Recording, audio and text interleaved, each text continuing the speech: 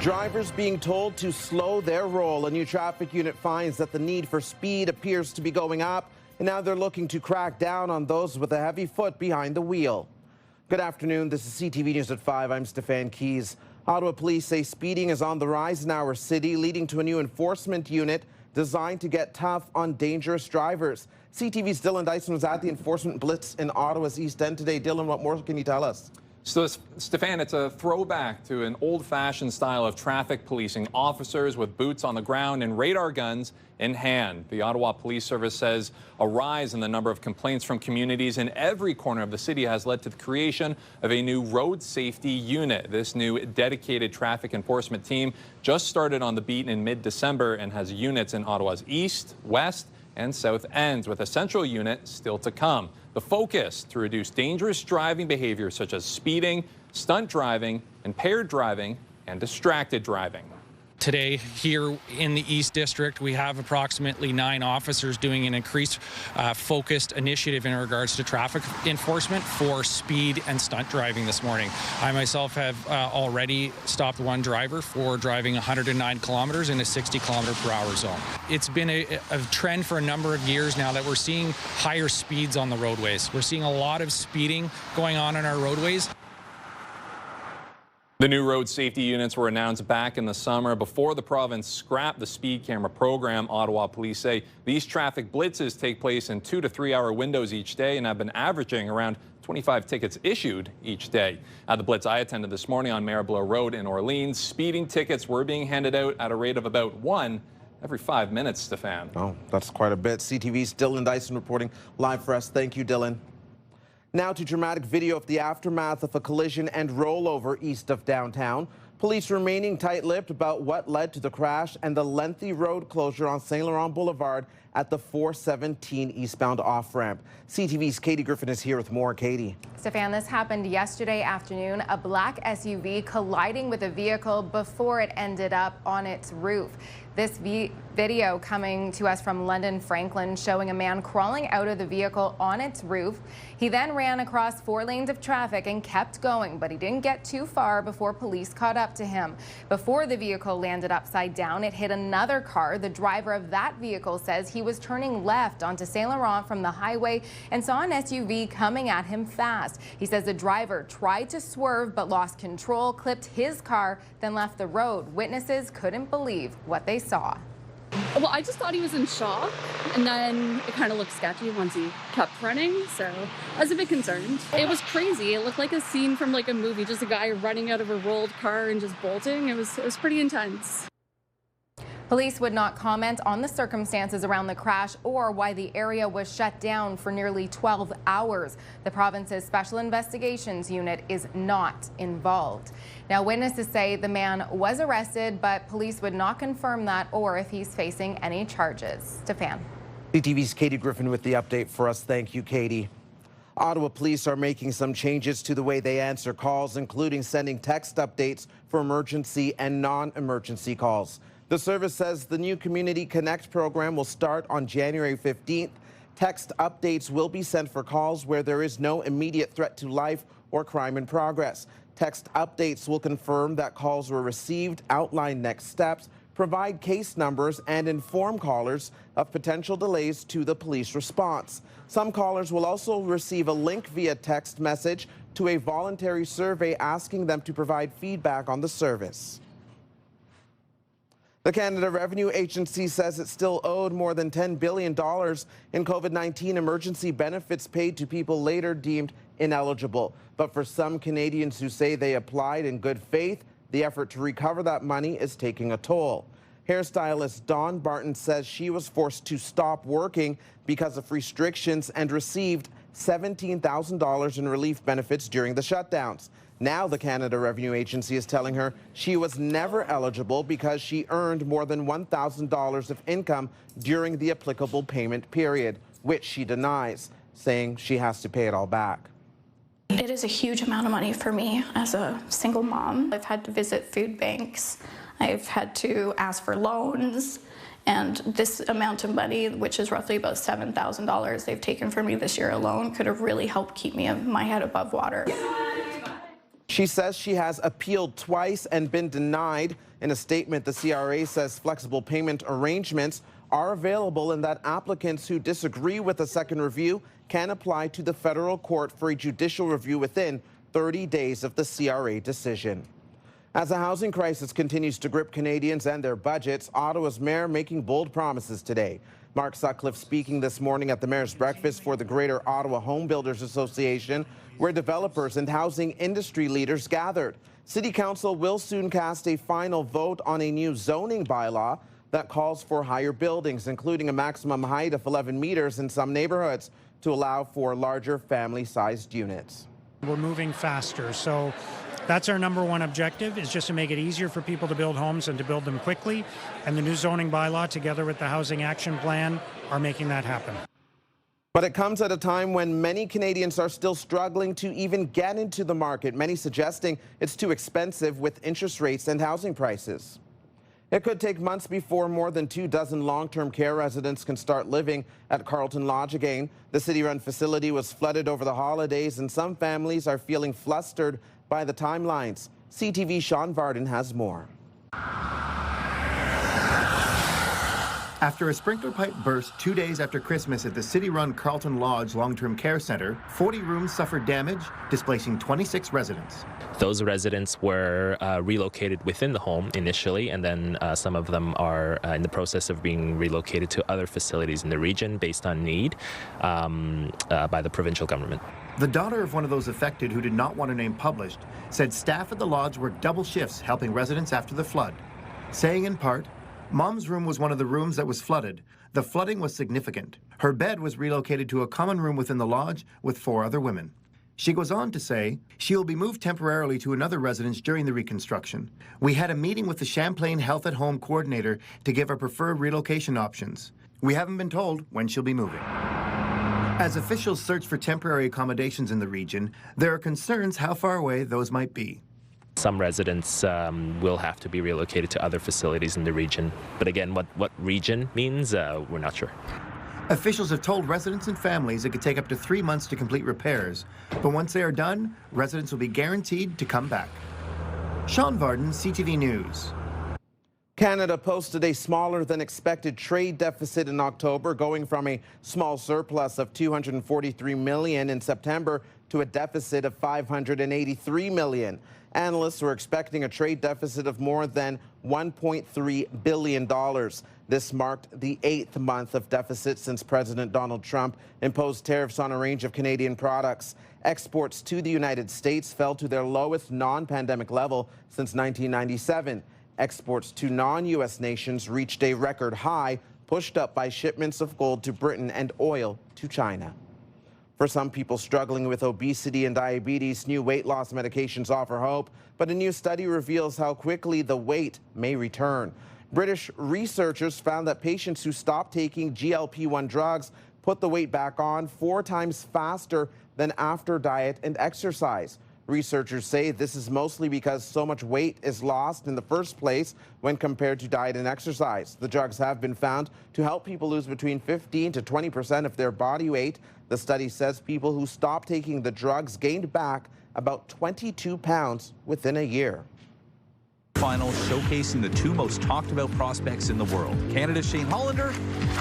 Shane Hollander, I wanted to introduce myself.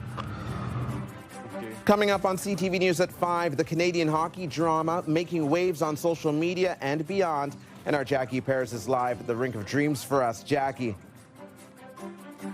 Well, thanks so much, Stefan. Not quite heating up here in the capital. However, the temperatures are getting much milder. So a lot of people choosing to rather skate on the canal. They're skating here at the Rink of Dreams. Taking a look at temperatures right now here in the capital. It's around about 2-3 degrees, really most of eastern Ontario. Bancroft sitting around the freezing mark. Kingston at 1 degree. Temperatures are going to start climbing for Friday, where we will anticipate rain as well as some strong winds. Now, -3 are the overnight conditions, cloudy skies. Tomorrow, the daytime high, get this, 6 degrees. And yes, we should see up to 5 millimeters of rain moving through periodically throughout the day. We'll tell you how long this is expected to last in just a bit. Stefan. Thank you, Jackie. Here's what you need to know. Come cheer on the Ottawa Charge as they play on home ice tomorrow night at the TD Place Arena. The Charge are hosting the Vancouver Golden Knights. Puck drop is 7 p.m. Now for a live check on traffic. Taking a look at the Queensway right now, we can see that the eastbound lanes at Belfast are slow going. The buildup starts around Nicholas and Riverside if you're heading east. If you are westbound, we start to see volume building around Nicholas as well, and then really starts to pile on around Parkdale. You can see those brake lights very active there. You're watching CTV News at 5.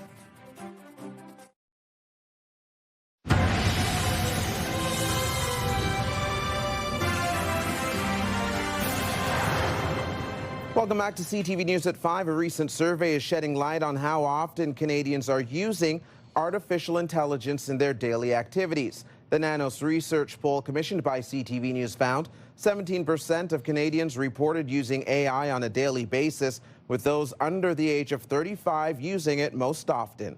Today's radio question of the day is asking, how much do you use AI? I don't use it a lot because I really don't need it. I'm retired, and I do have a workshop that I putter around in, so I use it for ideas for something. I used it the other day to actually reduce the size of a plan I had. Well, actually, more than the other day, it was around Christmas, and there was a Christmas tree thing for the window my wife wanted, and it was the wrong size, so AI resized it for me. Great clip from that listener. Christy Cameron is here. What else are you hearing from your listeners, Christy? And Al is 83 years old, by the way. So talk about... He's doing better than I am. Yeah, well, he's bucking the trend of the Nanos survey, which found that there's a bit of a generational divide, that it's mainly younger Canadians. I did see that, though, for the most part. I would say it was kind of split with our listeners today, 50 and above. I could hear this hesitation of not wanting to adopt AI. But for the listeners that are already into it, maybe under the age of 50 or under the age of 40, they're using it for everything, Steph. Everything under the sun, Christy. To repair a car, to change your oil, to write a resume, marital advice, and get this, this is the first time I ever heard this today. Yeah. One person wrote in and proudly said, I use it for flirting. I text people back, not just for the dating apps, but actually to send a flirtatious text message back to somebody they're dating. I wonder how that's working out for them. Well, I think pretty well. They were bragging about it. Right? Yeah. Now, for me, I try to use it sparingly. It's not that I'm against it. I just worry about energy usage, the future, the power grid. I also don't want to lose my faculties. Like there is a learned thing, you know, learned helplessness where you're constantly relying on AI, but I use it for interior design. I cannot visualize what a color is going to look like on a wall or a new light fixture, so I'll take a picture and I'll use ChatGPT for that. Well, but I don't use it for cooking or music or legal advice or therapy. Legal advice. Some people do that. Let me tell you, Christy. Thank you. Thank you. You can join the conversation and leave a comment through the Talkback feature on the iHeartRadio app. You can listen live to Christy Cameron on News Talk 580 CFRA weekdays from 2 to 6. Now watch Christy's segments on YouTube. Subscribe to the News Talk 580 CFRA page. Crave's original series Heated Rivalry has taken the world of entertainment by storm. I'm coming to the cookies.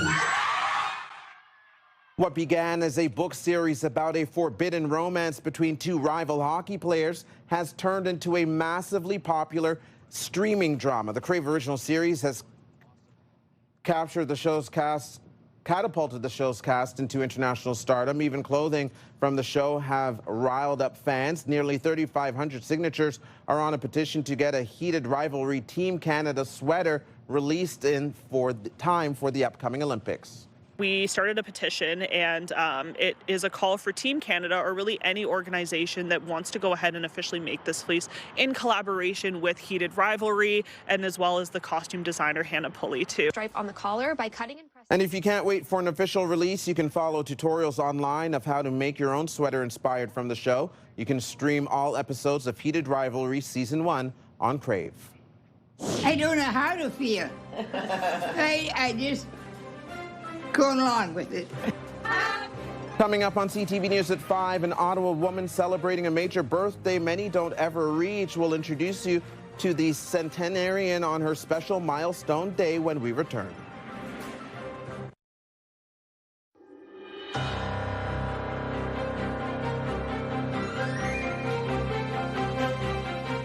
Time now for another check on the weather forecast. And Jackie, there's an update on the Rideau Canal Skateway you need to let us know about. That's right. The NCC posted just moments ago that the canal skateway, as of 10 p.m. this evening, will be temporarily closed. And that is what's contributing factor is the mild temperatures that we've been receiving. I talked to a lot of skaters who are here at the Rink of Dreams, choosing here instead because they tried to get on the canal today, but they said it was slushy. They had puddles on it, so it wasn't the greatest conditions for ice. So taking a look at those set temperatures, here's a live look for our Centennial Glass Sky Cam, where it is 2 degrees right now, showcasing Elgin and Spar Street. And yes, the holiday lights still glowing amongst the capital. So kind of a nice view if you are here at the Rink of Dreams. So taking a look at these weather tracker, we are anticipating rain moving in for Friday as early as 7 in the morning. Here in Ottawa, we could see a little bit of freezing rain when you start your day, so it could be slick roads, especially as we continue to see this melt going in through the evening and then into tomorrow morning. Rain is going to really pick up midday, and then it's going to steadily appear throughout our Friday. Should clear by Friday evening, though. We are anticipating up to about 5 millimeters of rain for at least here in Ottawa. Taking a look at temperature-wise, yeah, we are getting to a daytime high about 6-7 degrees by this time tomorrow. So it's going to be very mild for our afternoon, but you will notice that the winds are going to pick up, especially around the noon hour. So gusts could be up to 60 kilometers per hour for the day. So bring your umbrella, bring your rain gear, but also anticipate the wind. So you still want to bundle up, not quite shorts weather. Taking a look at Seaway, or 2 degrees, I should say, for the overnight. Clear skies. Tomorrow, showers will move through Kingston and Brockville. Daytime high 7 degrees. And then the valley, we can see that temperatures will also be 7 degrees. So really throughout Eastern Ontario, temperatures will be way above seasonal. And that's going to be pretty nice for the little bit of that break from that freezing weather that we've had for the last couple of days. So Friday, daytime high about 6-7 degrees, -4 the overnight into Saturday, where we'll have cloudy skies. Sunday and Monday, there's a chance of flurries moving in. So we are getting a little bit of that roller coaster, Stefan, when it comes to the conditions for this winter. But hopefully the canal will open soon. So a reminder to those out there that as of 10 p.m. this evening, the Rideau Canal Skateway will be temporarily closed. Thank you for this, Jackie. Here's a look at the stories you're checking out right now on CTV News Ottawa.ca. If you head over to our homepage right now, our top story features some incredible video and truly probably a dog owner and homeowner's worst nightmare. If you click on this, you can see the video on our website. The dog was chewing on a lithium-ion battery-powered heated glove, and then it turned into a fire. Now, we know that the homeowner was taken to the hospital for some minor injuries. The dog was rescued. Everyone's safe. But it's something you want to keep in mind, that if you have something that's powered by a lithium-ion battery, keep it out of reach of children and your pets. Keep the stick tight against your skate. Coming up on CTV News at 5, it's not your typical homemade ice rink. This surface made in the second-story loft of a Perth, Ontario barn. Get the latest live local breaking news. Sign up now for our morning and evening CTV News Ottawa newsletter. The best local content from CTV News, Your Morning Ottawa, and News Talk 580 CFRA. Get it all in one place. Sign up now at ctvnewsottawa.ca. The CTV News Ottawa newsletter is brought to you in part by CAA Business.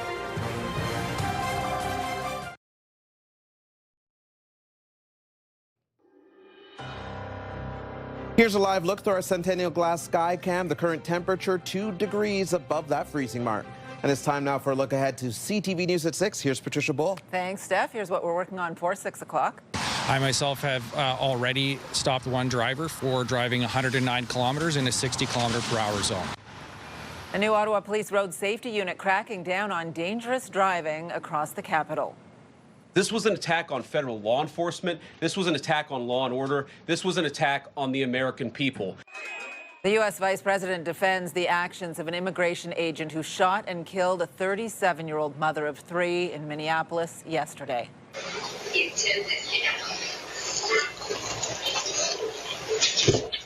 And we'll show you the home security footage capturing the moment a fire was sparked inside an Orleans home. The family dog was chewing on a heated glove. All of that and more is coming up tonight on CTV News at 6. That's right after the early edition of CTV National News with Sandy Ronaldo at 5:30. Steph. Thank you, Patricia. Now the final 5 other stories we're following today. Some birthdays are big, others are rare. This one for an Ottawa woman is both. I don't know how to feel. I just going along with it. It's special. It doesn't happen very often for anyone, and we're just glad it happened for her. Jean Broadfoot is marking 103 years of life, a rare and special celebration shared with family and friends. Those close to her say her sense of humor is still as sharp as ever. It's great for the kids. They're able to come and skate at Nana and Papa's anytime they want. It helps them practice their skills for hockey. They're all in hockey, so that makes it a good place for them to enjoy. Backyard rinks are a Canadian tradition, but a Perth, Ontario man took that to a whole new level. He built this ice surface in the second-story loft of his barn where his grandchildren can enjoy skating. The Queensway Carleton Hospital is introducing a monthly 50-50 lottery in honor of its 50th anniversary. The hospital says all net proceeds will support the hospital in acquiring high-priority medical equipment. The first draw is set for January 30th, and the hospital says the jackpot is currently nearing $20,000. A $1,000 early bird prize will also be awarded on January 16th.